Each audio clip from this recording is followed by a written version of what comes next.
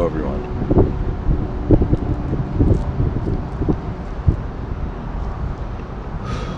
Welcome to tonight's episode. There's 3 points to consider about the speaker. I am tired. I am lazy.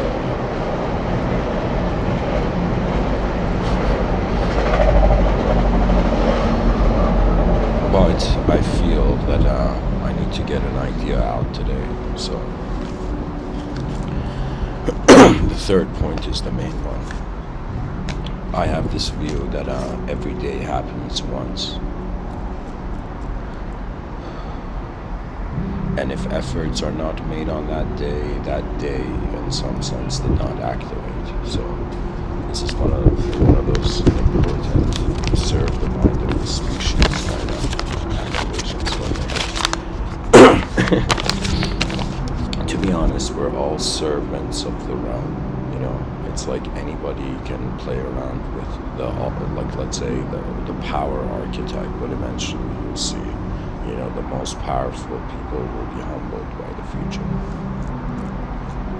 So technically, and it's like those who were, let's say, powerful in the past, powerful in the present, they will be humbled by the future. Why? Because the point of the future is our greater self waking up. And so, anyways, to this episode. I thought this was okay, so I gotta say something about this episode. First, I wrote it down on a piece of paper, and the original title was 2 types of voices in 2 different dimensions, and in the subtitle I had the artificial versus the real. But as I came to type the talk, suddenly this sentence, "imagination is the technology of another dimension," popped into my mind, and I just felt for a moment that is a more poetic title of what I want to explain, what I wanted to explain through the first title. So, in some sense, the access point of the idea, I changed the title to "Imagination is the technology of another dimension," and I'm going to explain to you what I mean by that.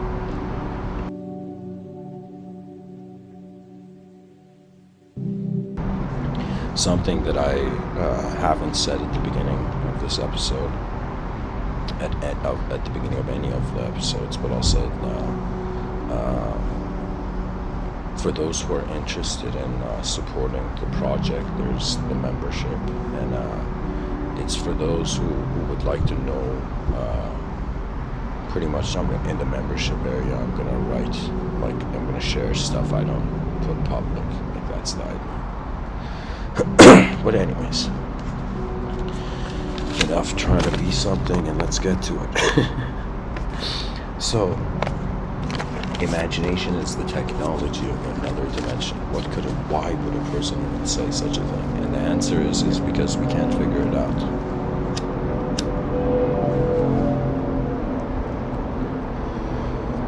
The most incredible thing about life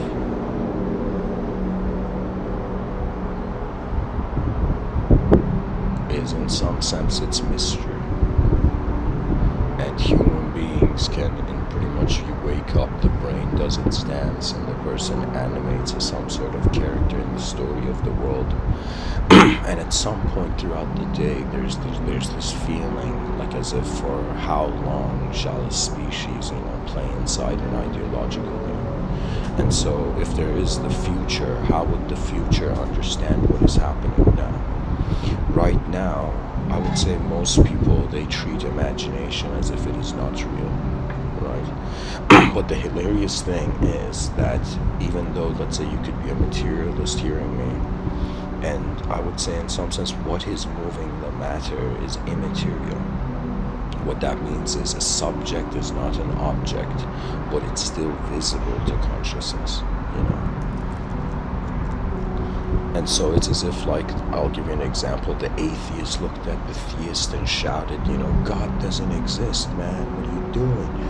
And then the theist shouted at atheist, it's like, the self doesn't exist, man, what are you doing? And so what it is that reality is a projection, or the conscious experience of reality appears as projected, right? That means there could be truths beyond the human experience, and then what would the human experience do?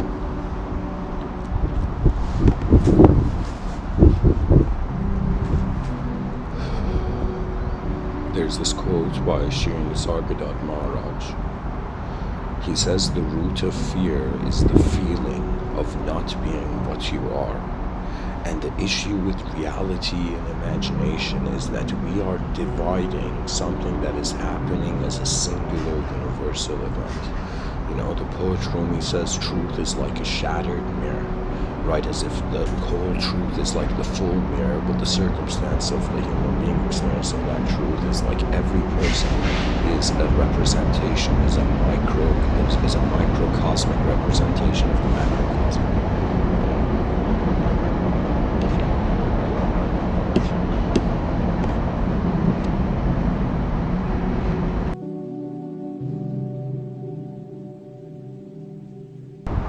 So the idea is that there's this one perspective where imagination is not real, and then there's another perspective where reality is imagined. The idea of ourself, which is a subject, in some sense it is not physical.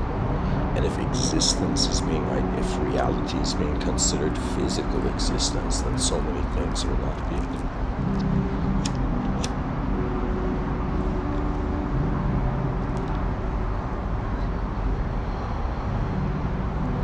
The idea is to wonder, why is there anything at all? I think this is the starting point. Something that when I was in, I would say even in high school, I didn't realize, but years later I realized, was that in order for a person to advance in this plane of existence on this earth,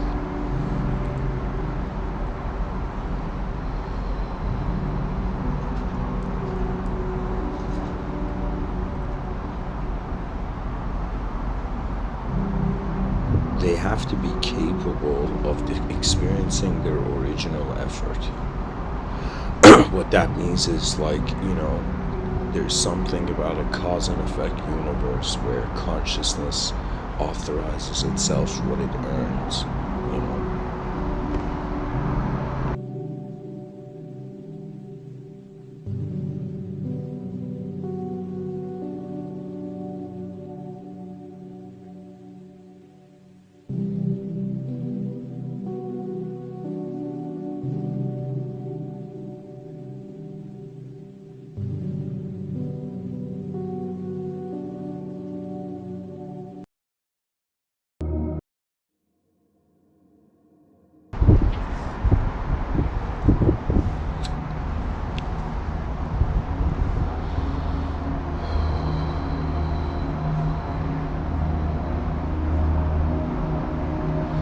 pretty much.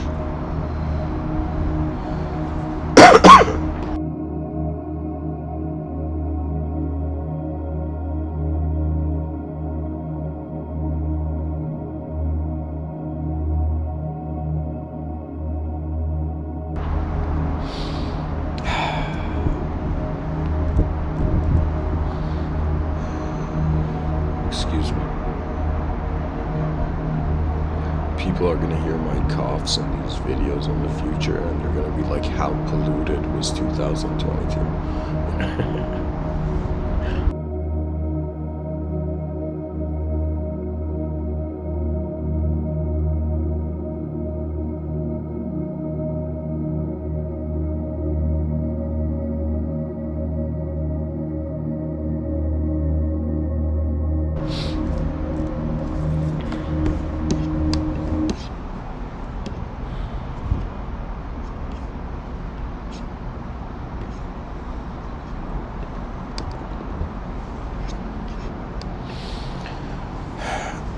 Okay, I'm stalling here a little bit.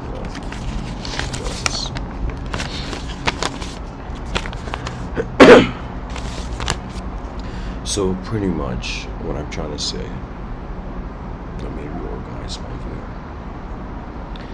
first sentence, imagination is the technology of another dimension. It brings up the question, how real is imagination? Why is it here? And if there's another dimension, what would it look like in which imagination would be its technology? Then we go to the view of two different types of voices in two dimensions. Now, this was the initial inspiration of the episode. I pretty much found a way to classify or talk about how every human being is hearing two types of voices. So this is,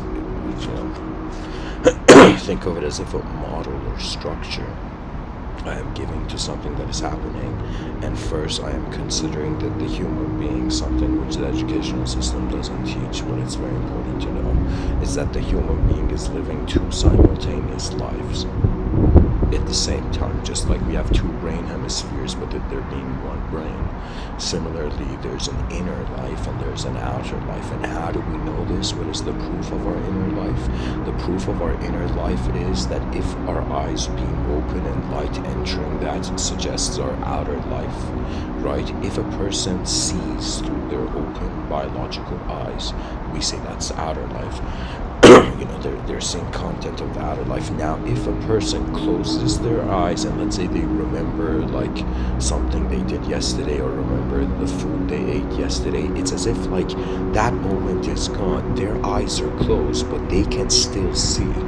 So that means there's two types of viewing every human being has access to, every conscious human being.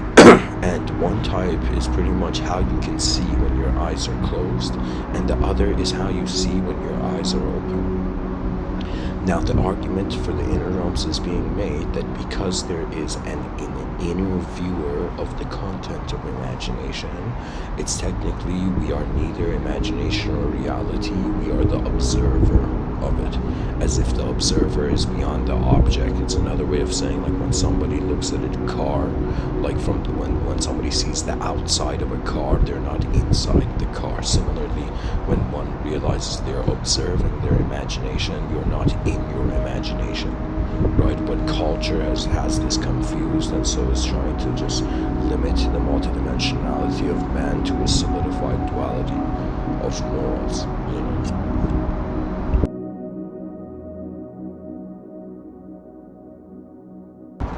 There's nothing wrong with the idea of good or evil, but if it's the only thing we're experiencing, it's as if like, why did evolution not apply for the realm of language and conception?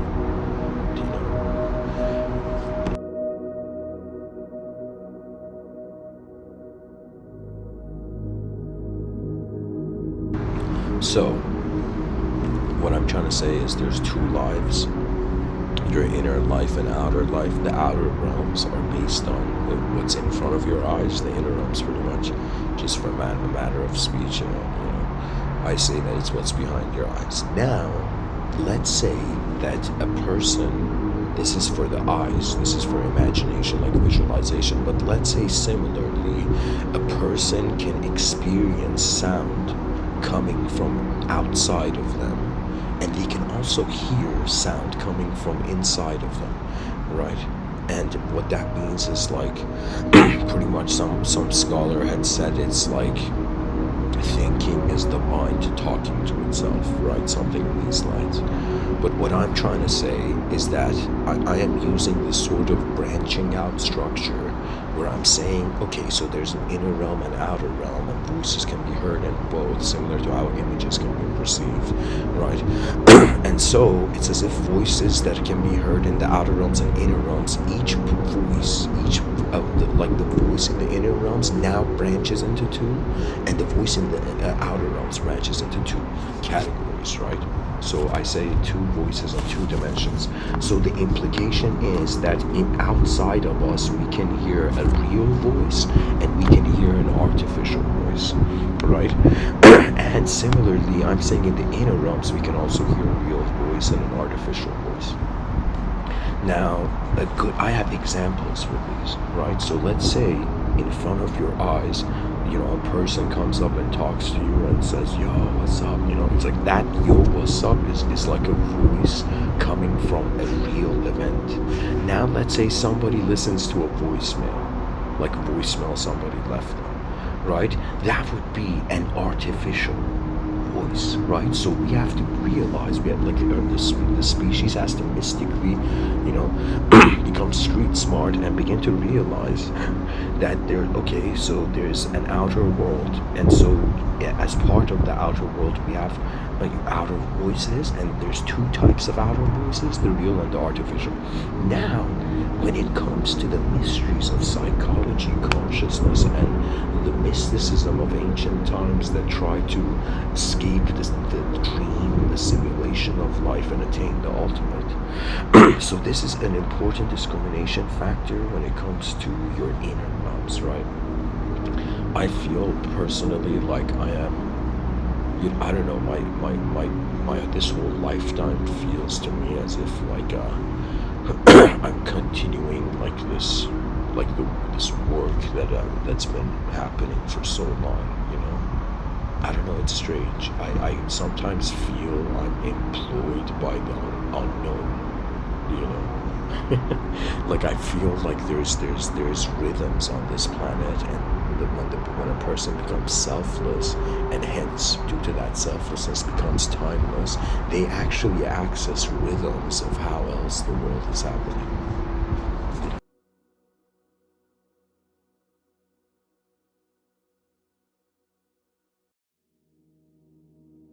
So what would be an example if an example of an outer real voice was a real person talking, let's say an example of an artificial one was like a technological system or some android or speaker, talking, right?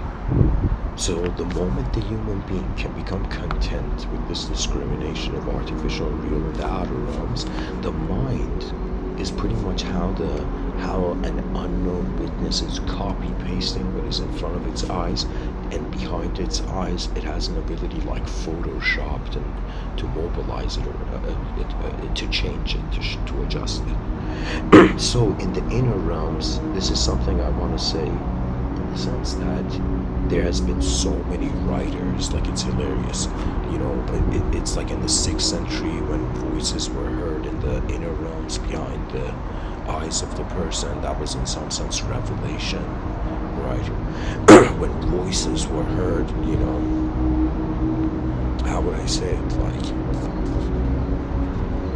like writers had this concept of like there was okay, let me tell you, I think it was Rene Descartes, who had this concept of daemon. I think it was Descartes. But anyways, there's this idea of the daemon, and even before that, Heraclitus had called that sort of inner guiding voice the logos, and Socrates, this Greek philosopher, called that the inner guiding voice the inner oracle. Right? And what it is the suggestion that just like we can access rhythms in front of our eyes, behind our eyes we can also access rhythms, right? That means the information can move behind our eyes, and believe it or not, something can change from a sound into a taste, into a shape, into a sensation, all in the inner realms freely. Most people's inner realms, I would say, is just based on their ears and their eyes. Right? I mean, I shouldn't say that. I should say, like, when people consciously use imagination, it's usually they're trying to imagine, sight and sound, right? It's like, I don't know how many people try to imagine things, like, okay, I can't, there's 8 billion human beings, I can't generalize like this, but I'll say it like, pretty much the imagination can be activated through the 5 senses, and then the question comes, what is using these 5 senses? And then the view of suddenly imagination being the technology of another dimension, it becomes the implication that it's like freedom is experiencing its own illusion. Like, I'm not even kidding, like this, at the simplest core of the essence of being, it's simple. Right? It's as if this world acknowledges that, okay, complexity arises from simple principles. Like to understand or comprehend anything, we go back to its simpler principles, right? And now if we started from a complex truth and we wondered about its simpler principles, the simpler principles of truth are that simplicity, right? That means truth could be way simpler than language. And if man aims to just figure it out through language, like that could be, that could be like some sort of 404 error.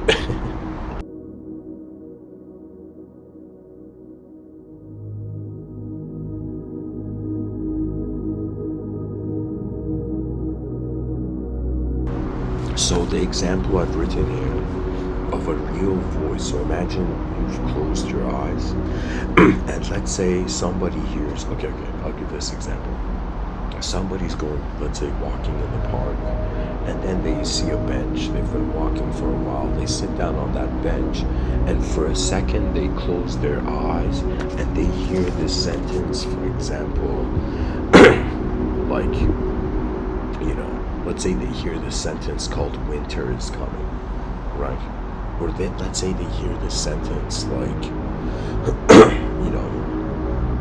don't go back to sleep, or something like, or whatever, right? I'm just trying to say this idea that they just hear this sentence, right? And they have the option of taking ownership of the content of their inner realms and turning it into a conscious thought, or witnessing it as a sort of unconscious or semi-conscious event, passing event of the mind. But the idea is, let's say, okay, I'll say, I'm pretty much saying in the inner realms there's two different voices, and there's the real and the artificial. The artificial, I've put in brackets here on my notes, it's memory fragments, right? So when I said, like, let's say somebody's sitting on a bench in a sunny day in the park and they suddenly hear the sentence, winter is coming, right? Imagine they hadn't seen like the show Game of Thrones, but somebody had, and it just said winter is coming, right?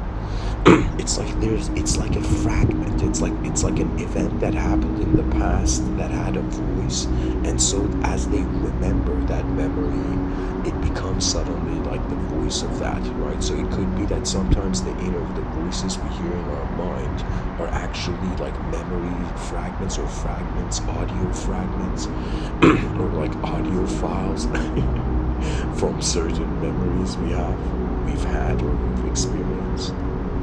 So our thinking could be that. Probably in a lot of these talks that I've given, there's instances where it's like what I have heard is also being expressed as much as what I have experienced, And when it comes to the real, right? So this would be the difference where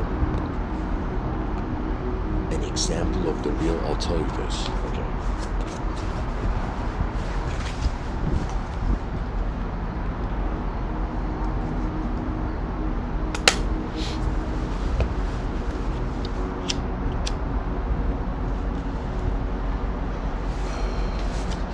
Okay, I'll tell you this. Imagine back in the day, there was this warrior.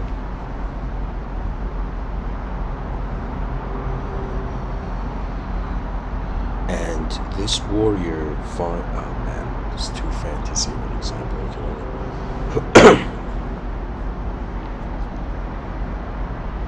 Okay, I'll say it very easily. Imagine there were two people in a room, okay, and one of them had invisibility technology, okay?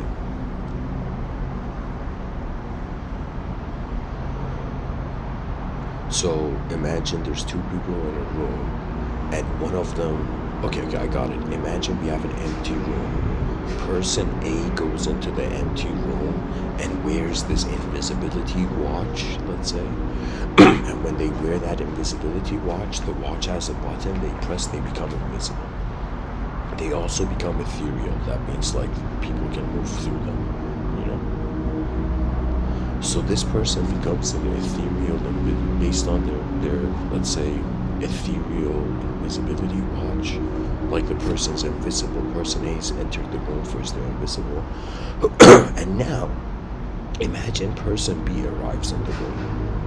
Person B arrives in the room, and there's no invisibility watch.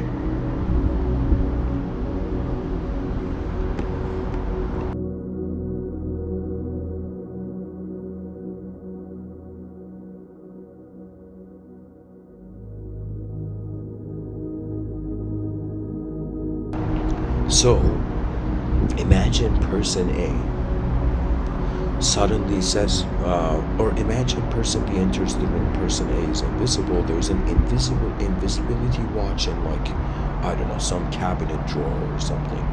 Now person B has gone into the room. They don't know person A is standing there invisibly, right? And imagine they suddenly hear this voice, open the cabinet, you know? So that is an example of a real, inner voice. Because the inner voice is directive to reality, right? There's sometimes the content of our mind, if we can observe it, we can distinguish if it's pointing to physical reality or it's pointing to non-physical reality.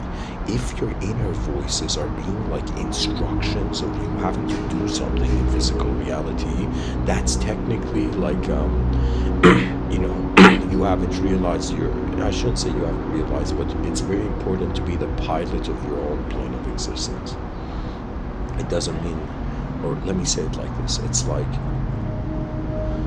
our mind is in an invisible room and overlaid upon the physical room of reality. Because our minds are an invisible room, poetically it's as if the soul is inside an empty room, which is the mind. Now, as the soul is in this room of the mind, there could be influences. It's as if what I'm trying to say is that our species, due to its, let's say, samsaric gratification, it has not realized that, for example, in these talks when I say it hasn't realized the mind has access to a subtler room. The mind is an access inside a subtler room, pretty much where antennas and the signals are coming from not just one dimension. That's pretty much why we're way ahead of all the other species. We have a listening capability that other species don't. They can't compartmentalize what they hear, right? They could know, for example, like a gazelle could hear a lion, like the roar of a lion, and have reactions. But anyways, what I'm trying to tell you is that in that example, person A was invisible, person B was visible, and person B heard person A's voice, and person B now the argument of there's two voices in the inner realms makes sense, right? This is what I'm trying to share here. Why? Because it's one is suggesting, one is like the inner voice is coming from a reality, the other is like the inner voice is just there, right? So I think thoughts are things that they are, as much as they can be memory fragments, they could also be, how the worlds beyond our eyes speak, or how the ancients acknowledged the presence of, whether it was a polytheistic culture, the presence of the gods, or a monotheistic cultures, the presence of God. But the idea is that even if you're religious, it's as if we either doubt God's creation or we use imagination. Right, and I understand that ethics and morality and discipline and honoring the past are important, but as much as honoring the past is important, if someone says, why are we honoring the past, the point of it is to go into the future. And the idea of being a human being on a planet is not that the present has to just act in accordance to what the past says. Right, the educational systems on this planet, they're teaching the past to the present, and by the time the present learns it, the past has changed. I think the only thing people, like educational systems, should teach about the past is just history, and everything falls into it.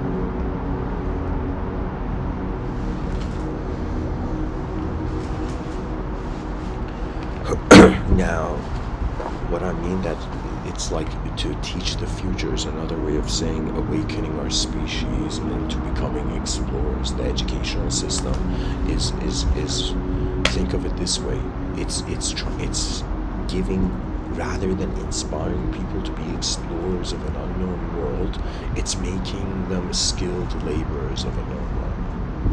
Right? So it's as if, like, genius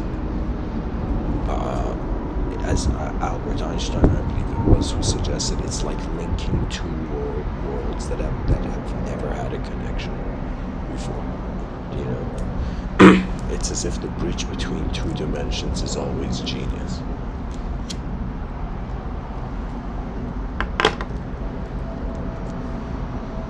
Like a portal is a genius invention. Like whatever, let's say like, you know, Rick and Morty, you see a portal gun, that guy is literally the genius of all. Like, literally it's the most genius thing. Because the idea is that man is condemned to a certain world, but if he had the ability to change the world, his concept could escape till infinity. It could escape infinity infinitely.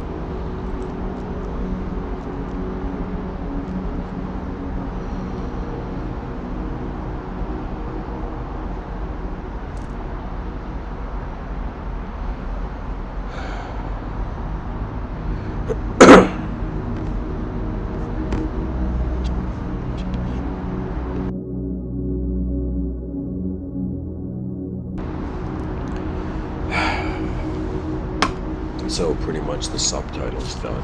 I think people now have a clear sense of there's two types of voices in the outer realms and two types of voices in the inner realms, and these two types, there's ultimately just two types of voices. So it's as if pretty much the human being is tasked with internally processing its externality and externally processing its internality. Pretty much the idea is, how is the body moving the mind, and how is the mind moving the body, if you just focus on one side of the coin.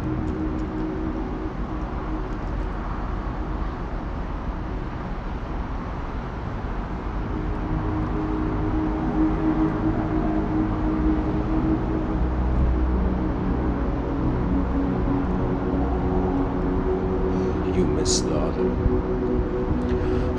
That means who knew if, you know, probably the most creative teams are going to be like, you know, secular and religious people. Pretty much the idea is that human beings, they sharing common a physical outer realm, and every person has their own private universal sector behind their eyes.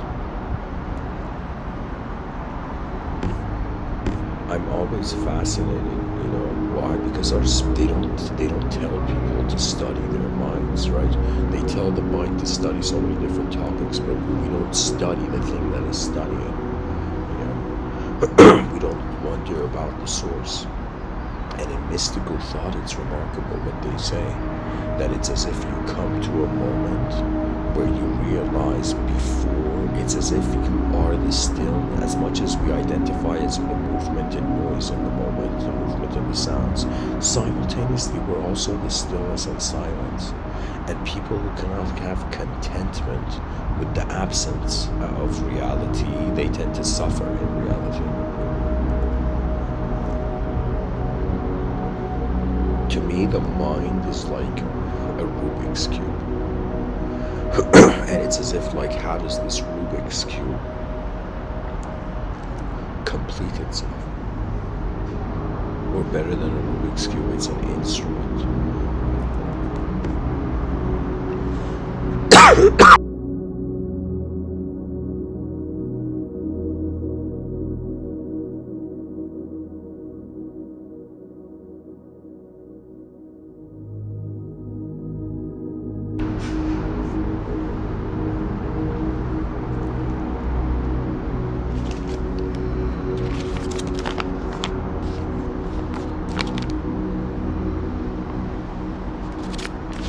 Okay, I'm done with the notes.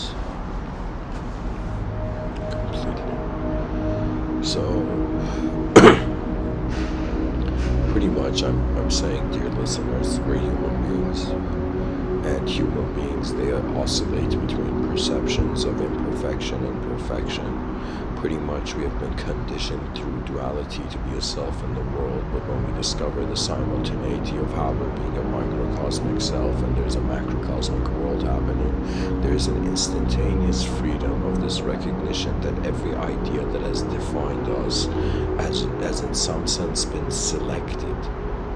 Right? It's as if there's a selection process through identity. The unconscious mode of it would be as if a person goes through a traumatic experience and the trauma defines them.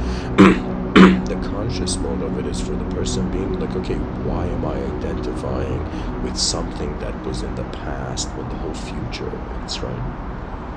This doesn't mean we become ignorant, but it's a suggestion that, the lifetime of the human being is not just occupied on recycling the past.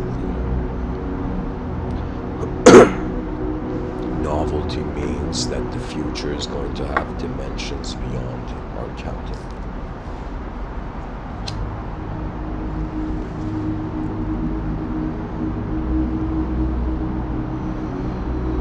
I have this strange feeling that our body is like a finite traveler, a finite journeyer, and our mind is an infinite journeyer, right? So it's like an infinite invisible journeyer, simultaneously a finite visible journeyer, right? And so the finite visible journeyer perceives itself as literally like a candle, right? Like they say life is a bell curve. Candles understand this.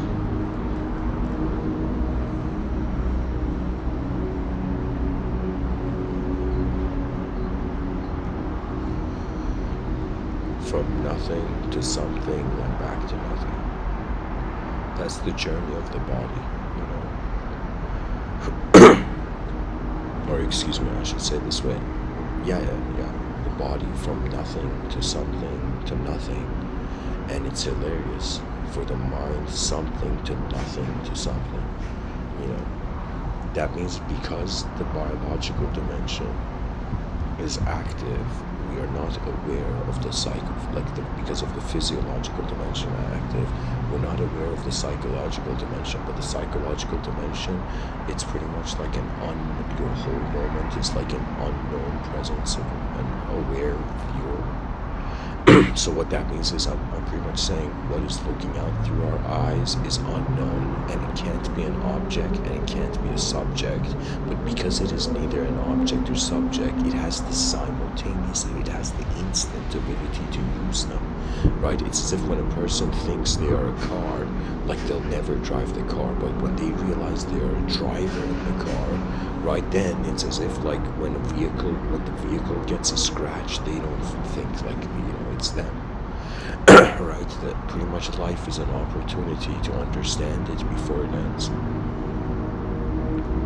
In the outer realms, we should be having like this context that we celebrate, we celebrate, like how would I say it?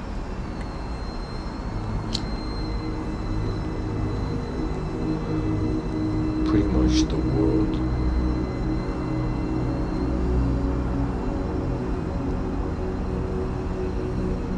can be a better place, and it's way bigger than any sort of self-proclaimment of knowing it.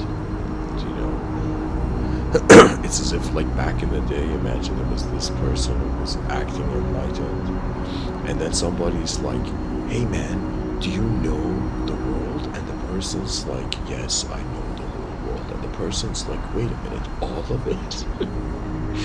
It's like you're telling me you know the truth of all of this. And the only way the ancient yogis were like, yeah bro, the only way they were doing that is because the one who knows it is at its core attributeless. So technically there is no one to not know the world. Right? So this is the context. The ancients, I would say, claimed that enlightenment was pretty much how the world was enlightened before us. We're like, no way. my whole life I was looking for truth, but it was right here being everything. It's like, the person shouted at the skies, like, truth, where are you? And truth was like, I'm right here, man. And it was the presence of the whole moment where everything was happening,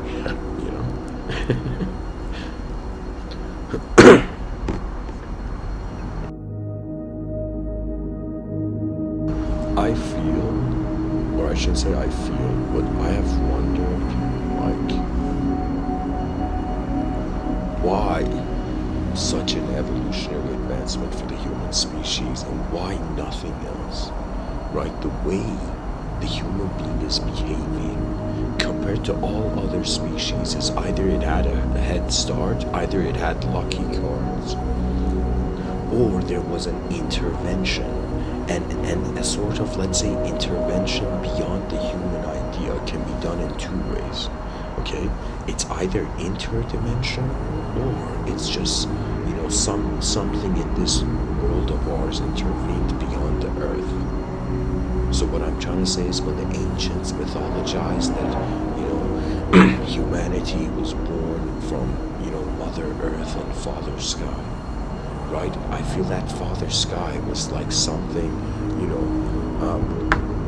tapped on the shoulder on the brain of an evolutionary animal. Something allowed consciousness to notice itself as a limited quantity, and this limited quantity in some sense could reclassify itself. It's like our imagination is acting like with the freedom of a god to visualize anything, right? But then our bodies are acting as if like they are chained titans to the karma of their own.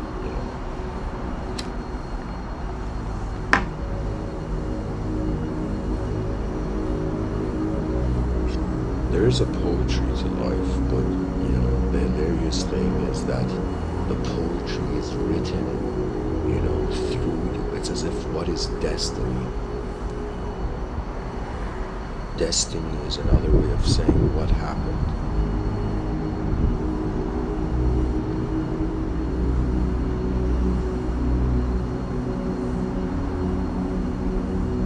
It's just remarkable. There's something happening in the middle of nowhere. Like, are people taking this in? There's people studying divinity. It's like what greater divine position than just eyes that can acknowledge the unknown. I feel the purpose of lesser species is to become conscious of the known, but the purpose of the human species is to become unconscious of the unknown. And the way that let's say a human archetype has tried to become conscious of the unknown.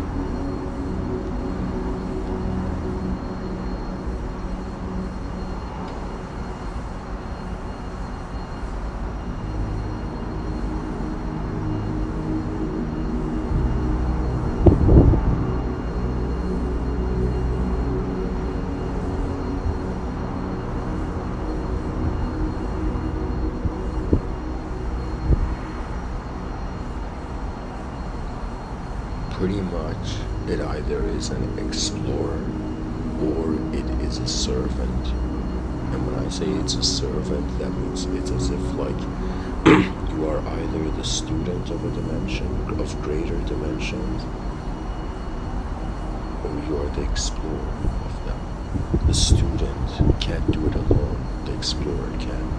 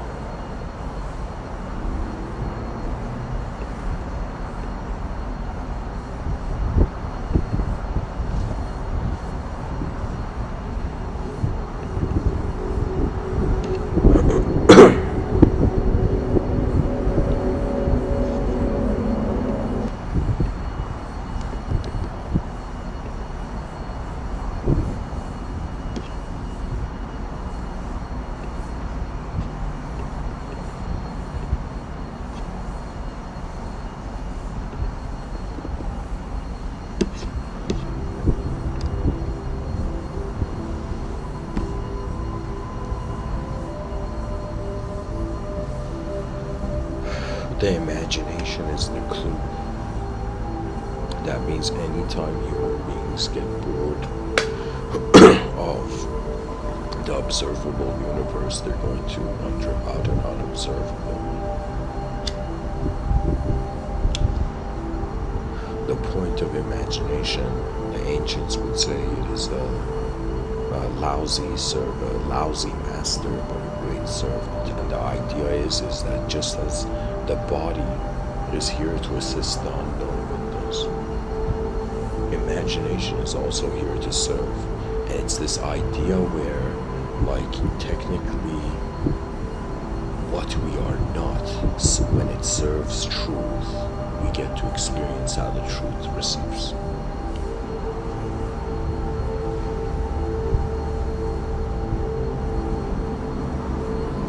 Sometimes I feel all of human psychology is like, what has the human being held? What has attention in the present held? How has it held it?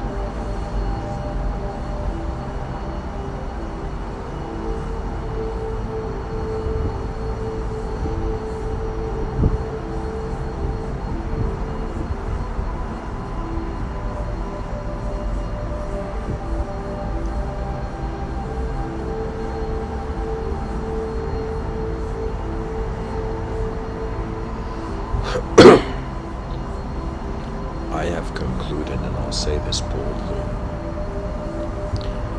I am a human being in the cosmos, and I'm aware of the cosmos, so in honor of my cosmic awareness, or in the presence of my cosmic awareness, I will say that pretty much voices in the outer realms, they will become the songs of it, they will lead towards an advanced civilization. And voices in the inner realms, they will lead towards the most advanced communication, which means the most advanced communicator. And who is the communicator?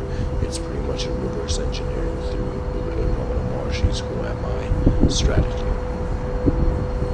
It's pretty much the mystical algorithm.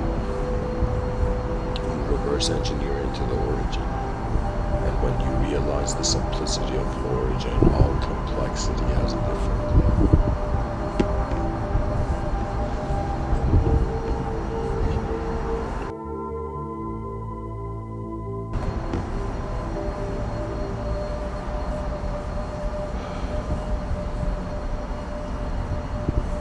Pretty much I've reached, to be honest, the end of this talk, but I'm trying to think, I'm trying to fathom in what other ways can I, exemplify.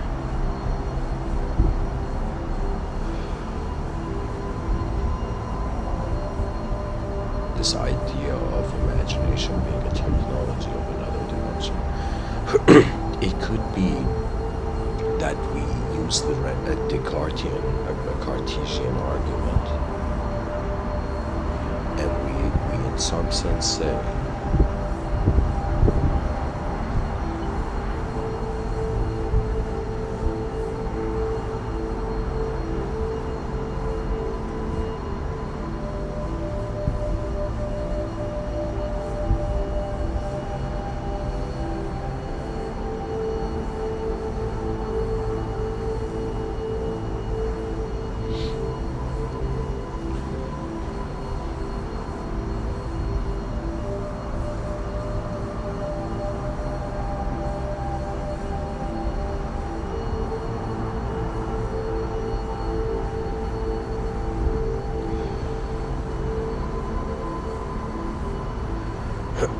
excuse me. Pretty much I was thinking if I should take this to... Okay, let me say it through mind-body dualism. Pretty much Rene Descartes is saying imagination is a different dimension. Then the mind is inside a different dimension than the body. And he came to this conclusion, and I would say through how much I have understood Descartes, that he had come to this conclusion by doubting, like a methodical doubt. He pretty much was like, I'm going to doubt everything to find truth. And so he doubted everything until he realized he can't doubt the doubter, which is the idea of the isolated thinking subject. So pretty much, René Descartes discovered that he's instantaneously being conscious of the activity. So that instantaneous consciousness is in some sense like the isolated thinking subject. The subject is existing instantly in the space where the mind is being no moment. He discovered that he is observing his own mind. And that's where I would say, the discovery of, it's like first, I would say a very great advancement of humanity was that visible creatures through evolution discovered the invisible mind, right? Discovered the invisible subjects, imagination and whatnot, right? And now it's as if the invisible discovers the inconceivable. Most people who have technically, I would say, like, this is the evolution of the proper evolution of the New Age and all esoteric communities on the planet, that they come to this realization that divinity is unconditional, right? And what a miracle is an intervention of an unknown force in a known world. But technically, we are an unknown force in a known world. You know? There can literally be no outer teacher greater than your inner teacher. The greatest outer teacher would be a mirror. That means the most enlightened people, due to being selfless in the presence of how they are identifying as the whole moment rather than the content inside them.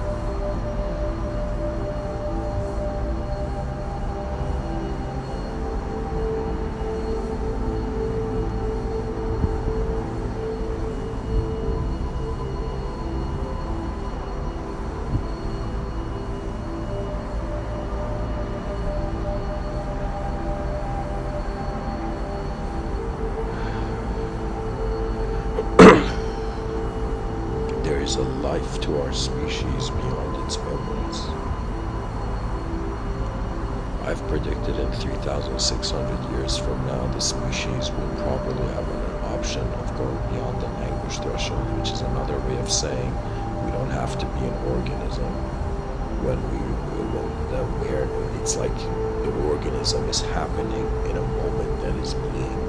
The moment that is being is another way of saying we are the life in space as much as we are the life in matter. So when matter discovers it is alive as space, then the fear of matter shifts and human beings begin now wondering as invisible beings, how do we, it's like the transcendence of a visible being was invisible to discover the invisible, and the transcendence of an invisible being let me just say it just for the sake of saying it, to all the invisible beings potentially in this universal sector that can hear this, right? It's like the next step is really the inconceivable, and the point of the inconceivable is that without time you cannot conceive. So it's literally samsara is kept through how the concept of time brings forth a sort of numerical sequential context. And so if you discover the presence of your personality, the contentment will not come from a conditional ideological system. So technically what I'm trying to say is, like, rather than to believe truth artificially, we wonder who we are truly. Right? This is like the only, like, meditation advice. You're alive once in this form, in this way, and so who is looking through your eyes? What is it even? Imagination is an access point. It is one of the most remarkable things to study. It's like, let's say you're a nature photographer and you've taken photographs of, like, the wilderness of animals, right?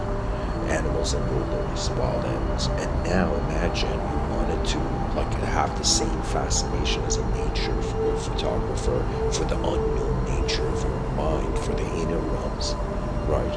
Speech is another way of saying we're translating an internal event.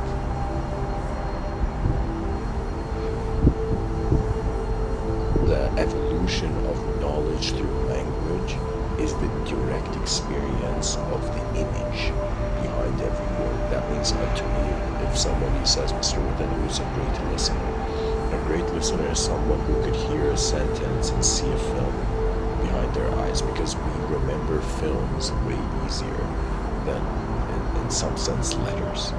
You know, I don't want to say this is universal, but I'm saying, like, so let's say it this way. Let's say you're someone who's who's wondering about the fastest speed of your mind, right? You're trying to see how fast your interrupts can go, and so let's say you write really fast. After you write really fast, you see what's faster than writing is speaking, and then you see what's faster than speaking, directly experiencing the event.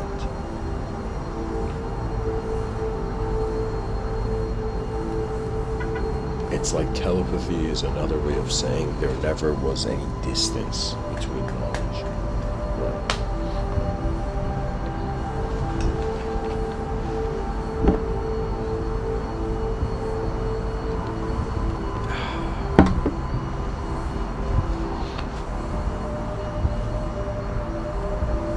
So anyways, guys, thanks for listening.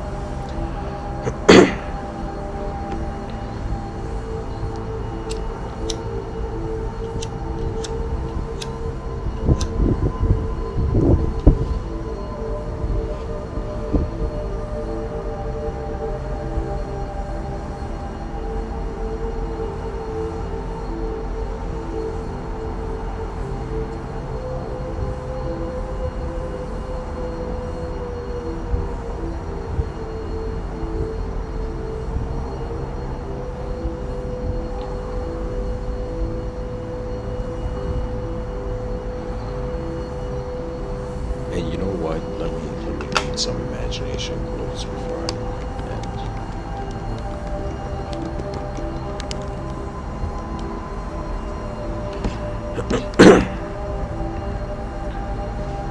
Albert Einstein says logic will get you from A to B, imagination will take you everywhere. Michelangelo says, I saw the angel in the marble and carved until I set him free.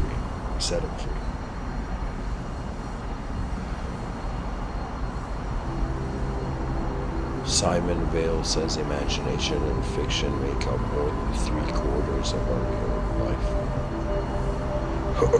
life. Excuse me, Simone Weil.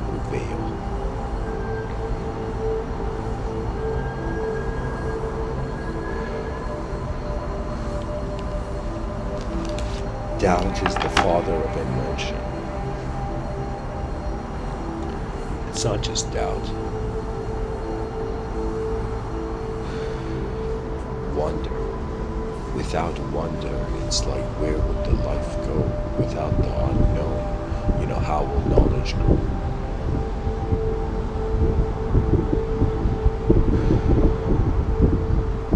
William Arthur Ward. If you can imagine it, you can achieve it. If you can dream it, you can become it. I would say yes and no. Depends what you imagine. But the idea is that imagination gives us a semi-experience of something.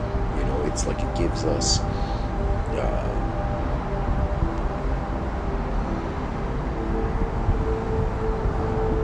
imagination gives us a preview to action. Literally, that's really what it is. It's like something is moving within the space of a moment, and then it's manifesting as a voice, as a body, as a shape changing. It's pretty much from known personality wondering about the unknown presence of being. What greater spirituality can somebody want? Muhammad Ali says the man who has no imagination has no wings. Jean-Jacques Rousseau, the world of reality has its limit. The world of imagination is boundless.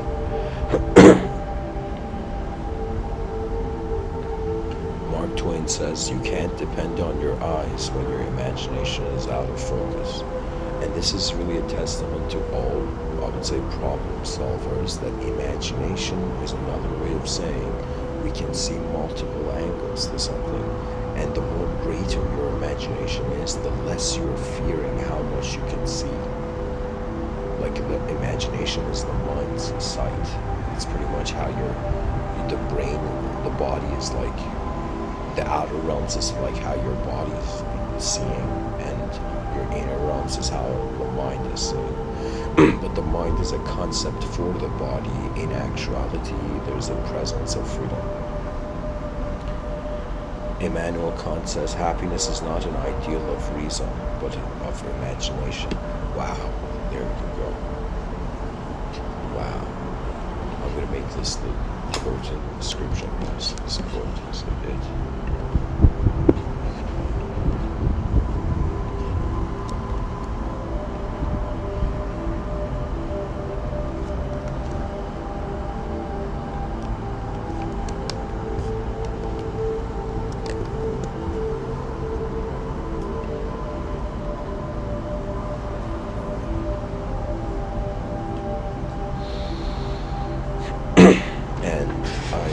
Share a story. It fits the moment. There's a story of a patriarch of Buddhism. I believe the man who took Buddhism to Japan, by the name of Bodhidharma.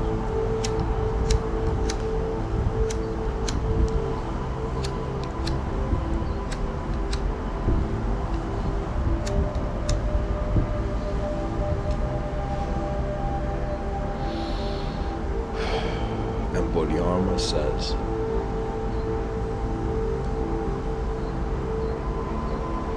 I shouldn't say Bodhidharma says, like how the story begins is Bodhidharma is invited by this emperor or something. He goes into the emperor's halls, and the emperor, like, he goes before the emperor. The emperor looks at Bodhidharma and says, Bodhidharma, I've like disseminated so many Buddhist texts, and I've built so many Buddhist statues and temples. Like, what's my merit? What's the enlightened value I'm going to get from this?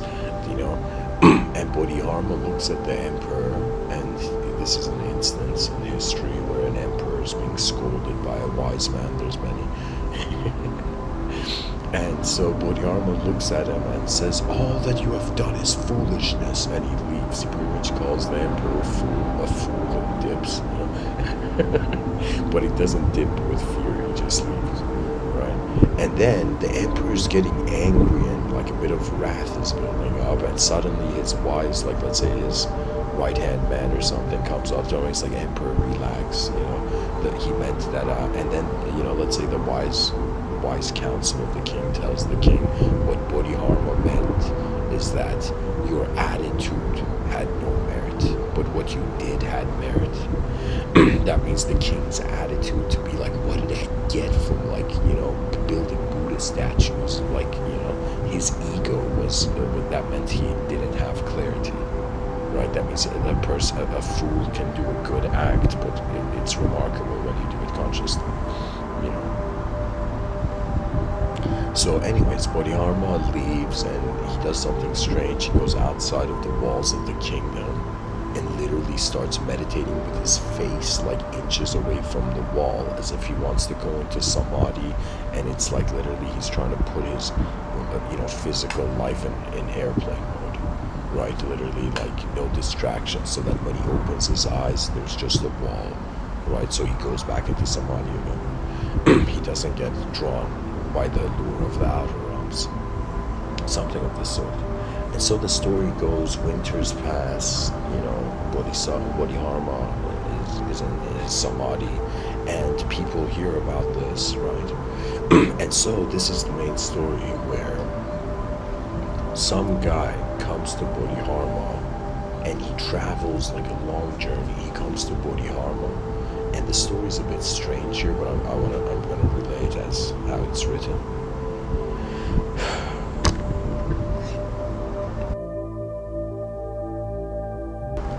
Pretty much, this guy comes to Bodhidharma and tells Bodhidharma, please help me. But Bodhidharma is in some sort of samadhi, right? And the guy is in such suffering.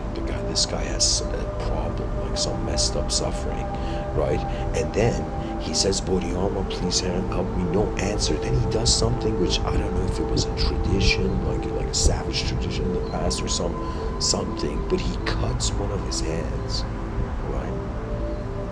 And he's like there in front of Bodhidharma, and he's like, please help me or something, like some, I don't know, like the story's a bit sad, like it was a savager time back then. So Bodhidharma steps out of his samadhi and grants this guy an audience or something wakes him up in the moment, and he attends to the moment, right? And so Bodhidharma's like, what is it, and Bodhidharma has such a view beyond the body that somebody do like cutting their own hand is like, that's their own foolishness, right? But anyways, right, Bodhidharma is seeing something that is, is beyond here, beyond the here, the physical here. And so, beyond the physical here and now.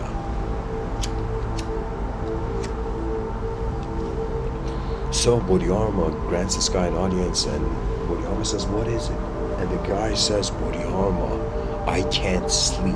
My mind is restless. Please pacify my mind. Which is another way of saying, I am suffering in this existence. Oh, blessed one, what do I do? Oh, enlightened, Bodhidharma, what do I do? Right? And Bodhidharma, literally like a master archer, like, with the precision of how, like, Achilles would throw a spear, right? Bodhidharma looks at this guy and he says, okay, you want me to pacify your mind? Sure. Bring your mind in front of me and I'll pacify it. That means, like, bring your mind, which is the source of your suffering, in front of me and I'll pacify it for you. I'll fix your suffering.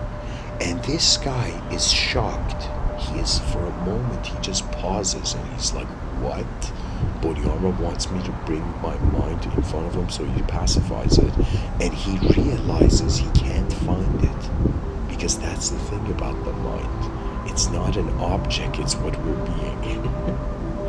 And so the guy looks at Bodhidharma, he goes into hysteria, he's like, I can't find it, I can't bring you the mind, I can't find it, right? And Bodhidharma, there's a pause, and it's as if, the inner realms of the moment are smiling, and Bodhidharma looks at him and says, there, your mind is pacified.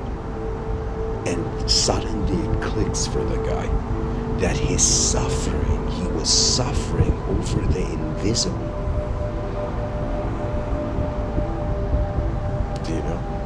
Isn't that a remarkable thing? We can suffer from invisible events as much as visible events. Like, that's the remarkable, what comes with this mind program, that we're biological organisms. And so the guy gets enlightened, and as the story goes, he ends up becoming the next Buddhist patriarch, right? But the idea was that, through the extremeness of the chaos that one is going through, it's as if the solution out of that chaos could be very instant, it could be very simple, right? So it's like that guy was trying to find a complex solution to something that had a very simple original, position. Right. So when he realizes the mind is not an object, the person's like, what have I been suffering about this whole time?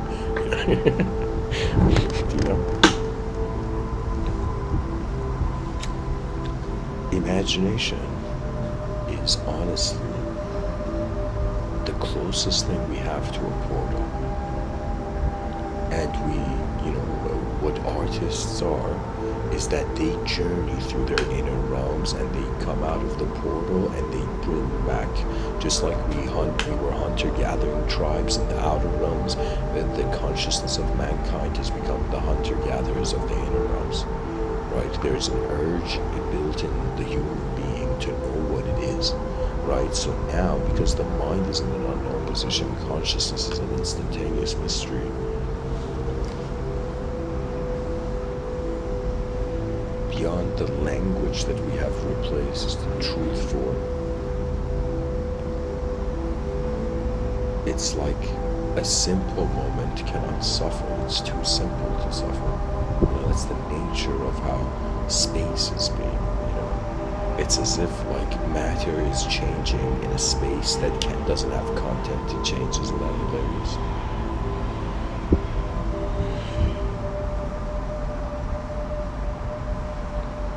So whoever you are, serve the mind of your species by being a hunter-gatherer of the inner realm and discovering things and bringing it back to the tribe. And in the outer realms, serve mankind, and pretty much we serve the body of the species by building an advanced civilization, by walking towards one, towards our most advanced being, conscious being. And in some sense, in the inner realms, we shall be, how the whole universe pilots the dance of the human being.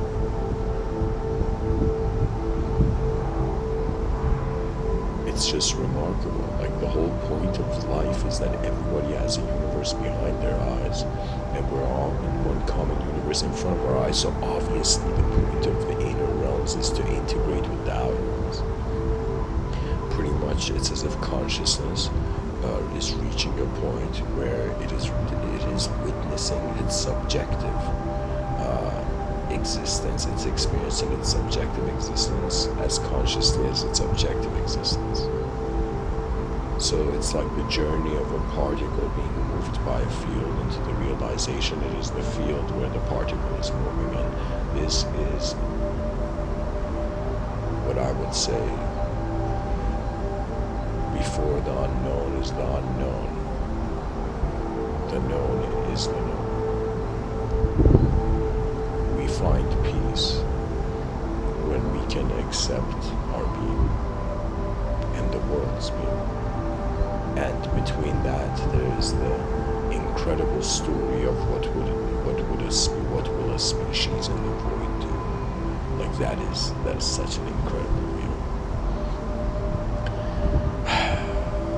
The future is going to laugh at what we cry about now.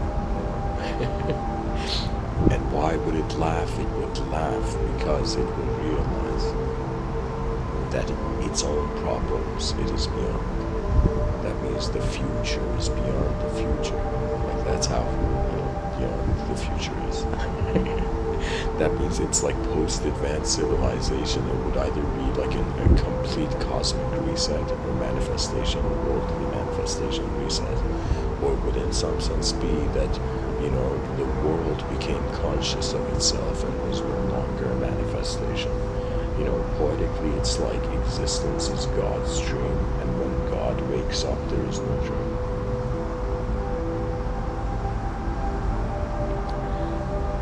And who is God? That is the mystery of how the soul is the access to the Creator's view through creation.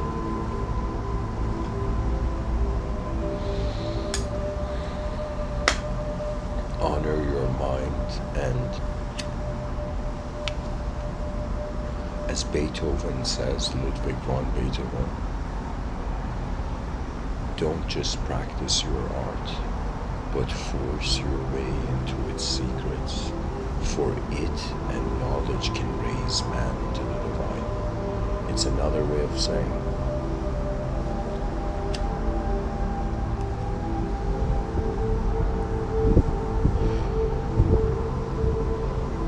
trust your world, because why not? It is the greatest way to preserve our emotional life. If somebody distrusts life, it's very easy to become a robot.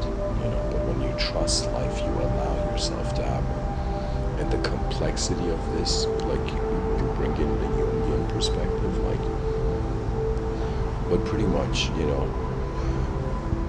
it's as if we have one lifetime it's as if every person, their lifetime is an opportunity to see what their most advanced state is. Do you know what I'm saying? It's as if we're here to see our greatness. But the greatness is the greatness of all. That's the beauty of the secular mind. I should say, that would be a great spiritual kind of spirituality of the secular mind. The evolution of greatness.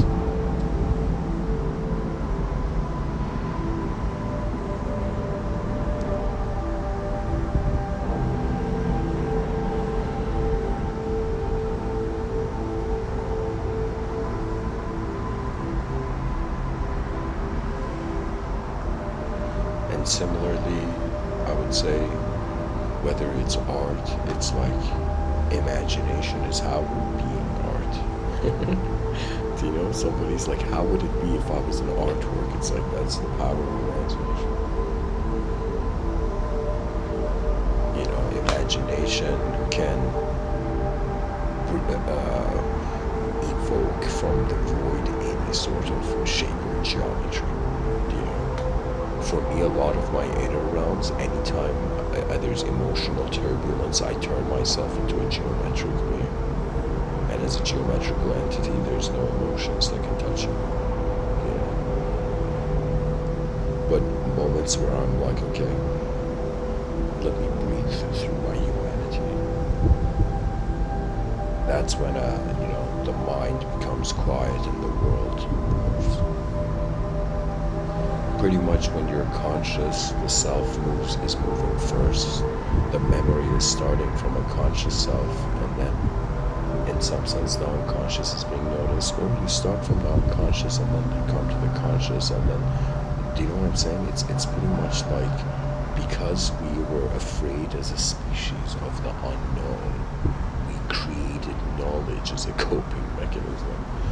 But now the species has a strength to recognize the position of knowledge as an incredible lift-off platform to the experience of what for now the poets would say the journey into greater dimensions.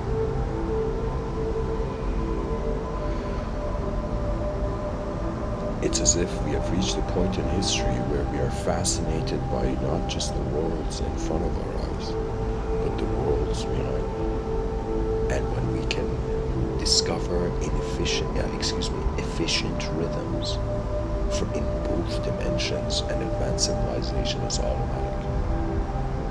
The idea is not how can we save people's souls. The idea is like, how can we activate a 4.5 billion-year-old evolutionary opportunity that could simultaneously be an antenna, and this antenna is receiving signals from dimensions of, whether you're a theologian, you call it God, or if you're a futurist, you call it the future self of everyone. To me, I am like a religious futurist, but God to me is the inconceivable future. So to me, like, the angels are time travelers. They're future selves, pretty much. Divinity, it's pretty much what story you put for it. But after seeing so many different stories, eventually you go based on the rhythms of your own heart. It's as if once the mind is tired and it is, let's say, if it experiences the anguish of the insolvable quest, that's when the heart is like, all right, relax, intellect. Some things you just have to feel to be. And perhaps freedom is the same. Much blessings and all this ultimate awaits.